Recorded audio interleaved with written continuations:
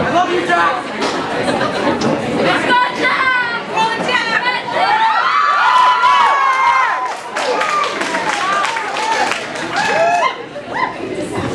Hello, everybody.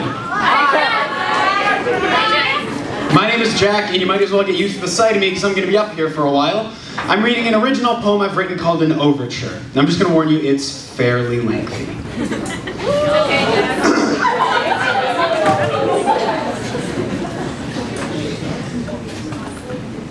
And you step out into the streets on the first day of winter.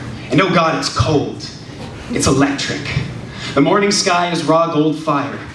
And the breeze goes straight to your bones like the voice of God. It's shocking and fresh and revitalizing. Yeah.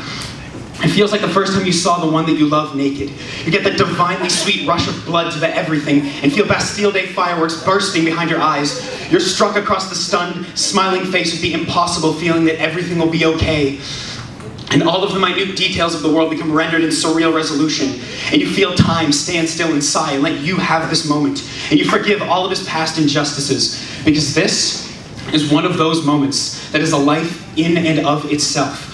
A fleeting moment of absolute authenticity. A full and complete awareness of the thousands of chains, visible and invisible, that bind you. This is a casting off. A renunciation, the glorious crack of snapping metal, the terror and bliss of freedom, a rippling wave of shimmering electricity, tingling like innumerable wind chimes, ringing just beneath the surface of your skin, chilly and crisp and invigorating. You feel roses bursting in your cheeks, your stomach, your heart, and your eyes. And the streets, with their naked trees and squat brick houses with snow-covered roofs, look like so much music. And you know this tune, you know it well. It swallows you whole every single year. During those tentative early days of winter, in which there's still plenty of autumn in the streets, and hell, even a little trace of summer is still lingering about if you care enough to notice it. But there's a new variation on the theme this year, like there is every year. A couple of grace notes, or a key change, or a new time signature to match the new rhythm of your heart. It's a complex, intricate melody, but something within you is aching to sing along, and so you do, because why wouldn't you? It's not like anybody's listening.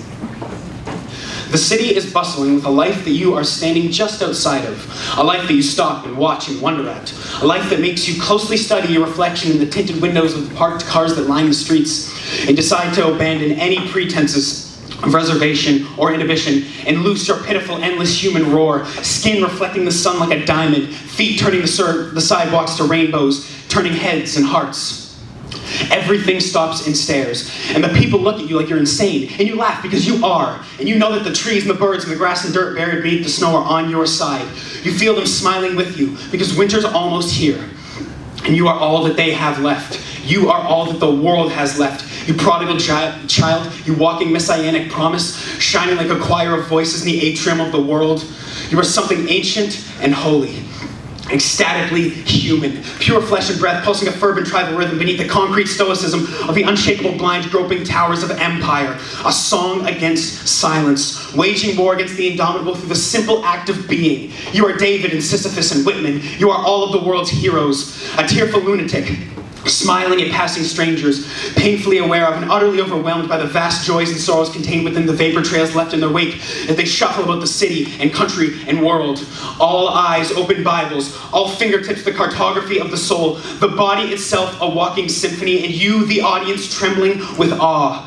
Struck by the trillions upon trillions of uncountable, incomprehensible atoms, arranged in such exquisite detail beyond and behind your eyes, and within the eyes of your mind, forming this vision of a sprawling, wintry city of staggering size, in which millions of fragile bodies scramble to find a warmth to cling to. Some find it in the heartbeats of their lovers. Some in the hypnotic, impersonal, flickering robot glow of screens crammed with mutilated reality. Some in the ancient conversation of stars. Some in the imagined kingdom of worth. And you silent genius, find warmth in the very idea of warmth. You stop and gaze up at the sky, which is love itself, the blissful, peaceful, drifting repose where your weary heart wishes to rest its head. And you feel the entire universe spinning a starry halo around the moment in which you stand speechless, letting the vibrant surge of gold in your stomach speak for you. Listener, watcher, believer, you alone melt into the rhythm of the moment. Pulse with it, with the gently falling snow, with the beating bird in your chest, with the words of romantic era poets echoing through your skull, drowning out the primordial timpani roll of traffic.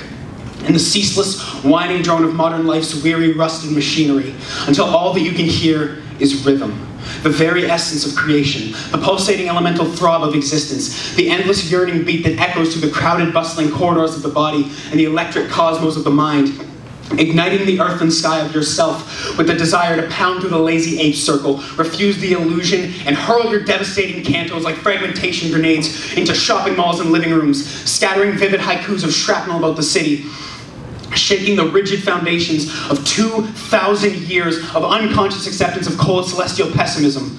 And this sudden profound shock of inexplicable intuition strips the world around you completely bare.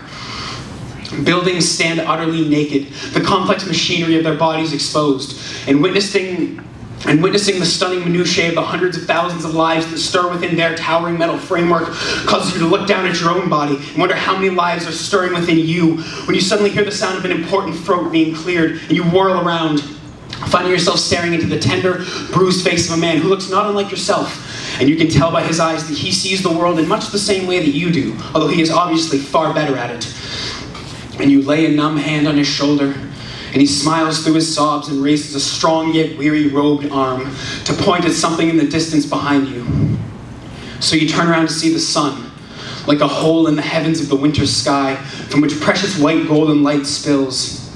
And part of you wants to shield your eyes, and part of you wants to stare until they melt, lose the world to the brilliant, ceaseless shine, fill the starving mouths of your pupils with light sweet as honey, fill the cracks in your bones and the holes in your heart with a spiritual warmth all your own, a warmth that you wouldn't mind dying nestled inside of, and you turn around to try to tell the robed man about what you just felt, and thank him for his guidance, but he is already far off in the distance, soaring into forever with his arms outstretched. Yet you know that some part of you is up there with him, laughing like a child as it spins through the clouds, while the rest of you remains here, a body full of sunshine standing slack-jawed on the sidewalk, shuddering with revelation. The words of your soul diffusing to the surface of your skin. Words carried off through the city by the chilly, palpably alive winds that whip through the streets, looking for the same things that you are looking for, praying for the same things that you are praying for. As the world around you grinds and shrieks and sputters on, as the everything war continues to be fought against everybody on all fronts, and as the sun shines its silent message upon the picturesque streets on the first day of winter to remind us that this is the way that it has always been.